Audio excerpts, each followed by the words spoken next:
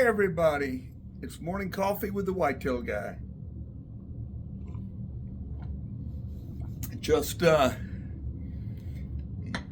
sending out contracts for land consultations. If you've received a contract from me, I need you to get that in as quick as possible because I have a lot of people on the waiting list. So if you're needing a land consultation, contact me. Inbox me at thewhitetailguy@yahoo.com. Or one word, thewhitetailguy@yahoo.com. It's cold, it's blistery, snowing in a few places, good deer movement this morning.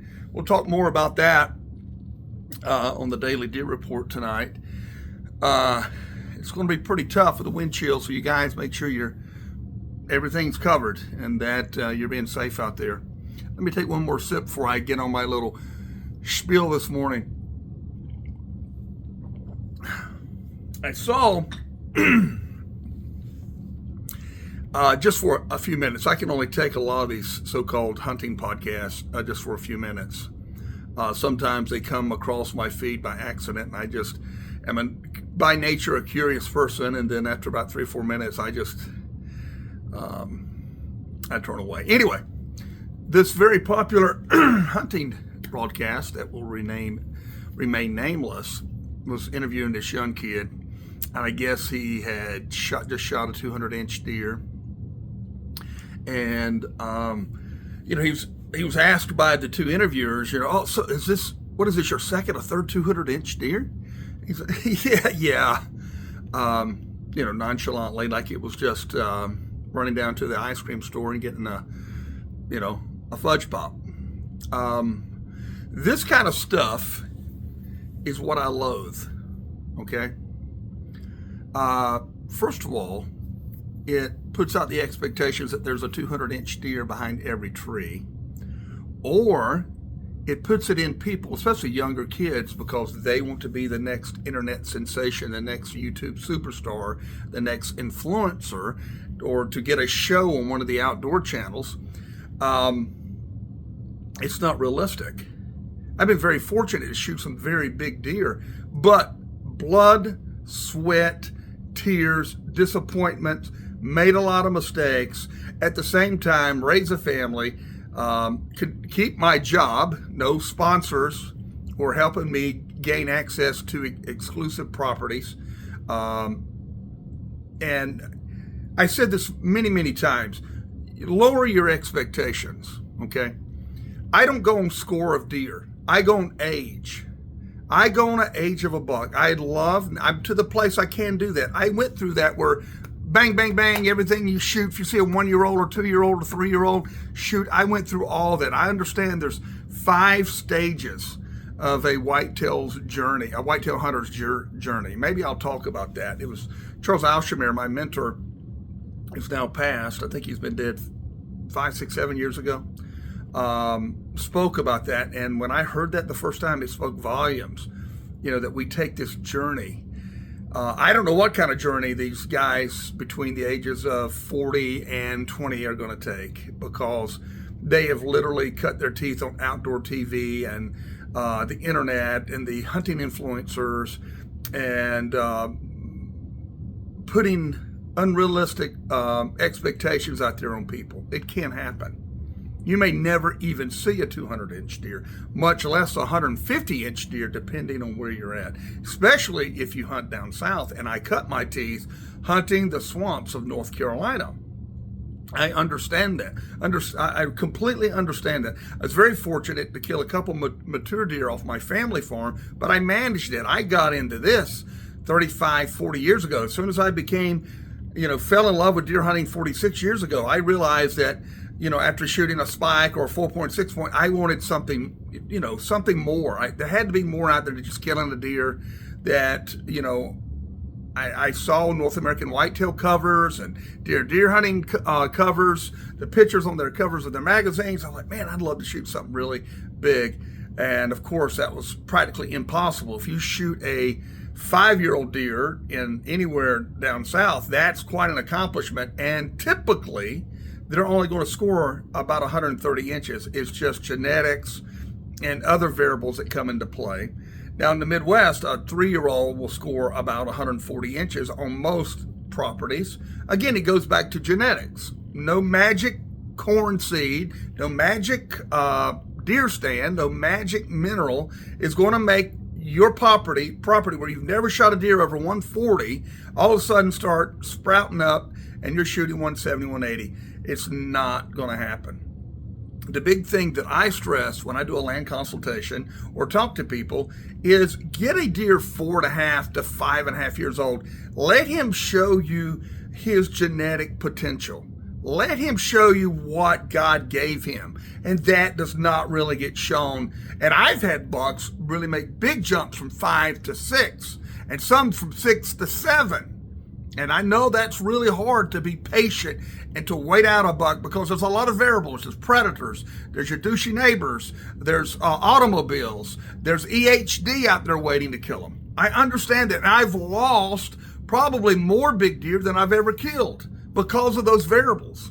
And sometimes something got him because you don't know what happened to the deer. You had him for 2 or 3 years and he just disappeared.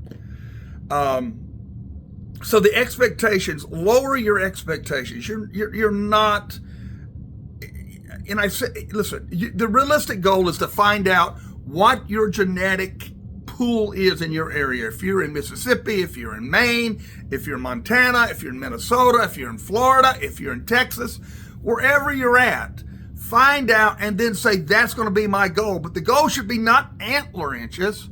The goal should be age, man. Getting a buck to a minimum of 4.5. And I've done videos and I've made posts about aging deer. If you're part of the 365 subscribers, I'm gonna really teach a great tutorial on that this spring about aging bucks on the hoof. Many people will send me a picture of a buck dead in the truck. How old is that buck? I've got to see a trail cam picture because there's body cues that if you have no history with the deer at all, there's body cues on him, and not gray in the face, okay? Dispel that myth. There's body cues on a whitetail buck that will tell you his age, and you can be pretty close. But lower your expectations, find out your genetic potential, and let your goals be growing mature deer, healthy deer herds. Let me take a sip. It's cold outside, but that coffee sure does. That hot coffee hits good. Listen, and don't let anybody tell you what you should be proud of. I'm not telling. If you want to shoot 2-year-olds, I don't care. I caused a little uproar when I was talking about, I don't shoot does. I haven't shot a doe in 20, 22, 23 years. Maybe, yeah, it's been at least that. And they started issuing out doe tags in some of these states. You had to have an earn a buck. You had to go shoot a doe, registered, and they'd issue a buck tag. So last time I've done that, it had to be 2001. So what's that been, 23, almost 24 years ago? So find out your genetics in your area. Be realistic. Not one deer. Now, Will, they shot a 194 last year. Okay. Do you guys consistently or have 2 or 3 every year come out in 180, 190s? If you don't, then he's a freak of nature. There's freaks of nature, man. And you have to understand that. And your concentration is having a really great, healthy whitetail herd, man. Okay? And also having a great age structure within your bucks. 1.5, 2.5, 3.5, 4.5, 5.5. And you can do it.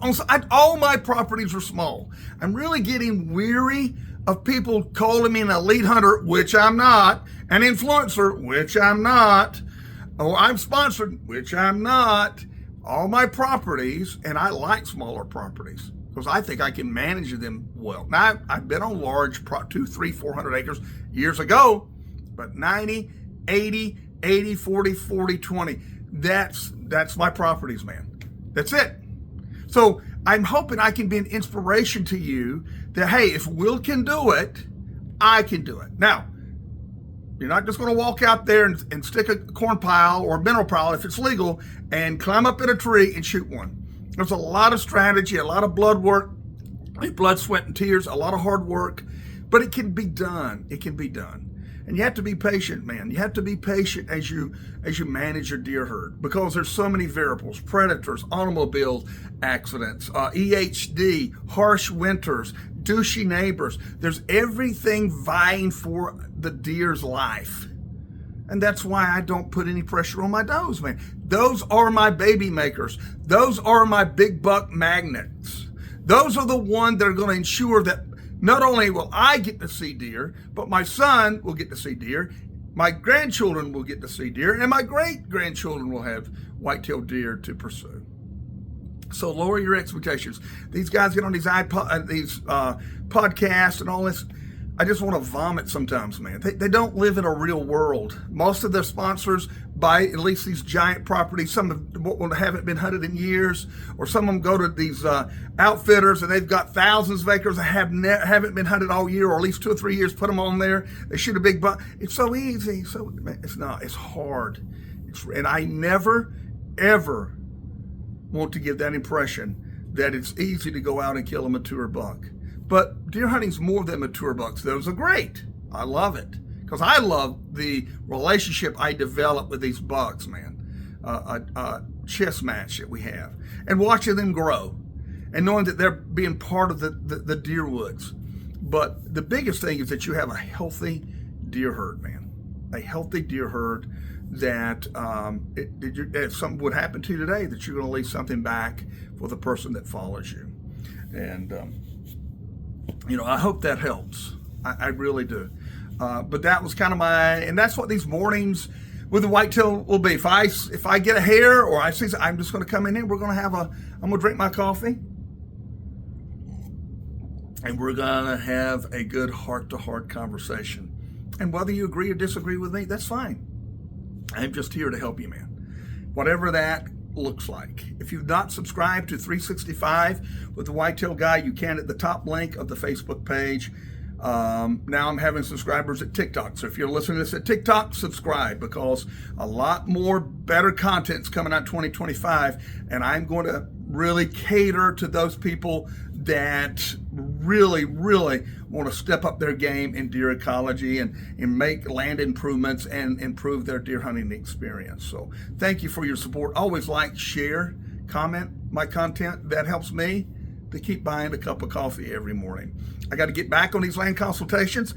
If you've sent one in, or I've sent a contract out to you, please get that in. Like I said, I'm just about right there, and I'm getting ready to close the door for 2025.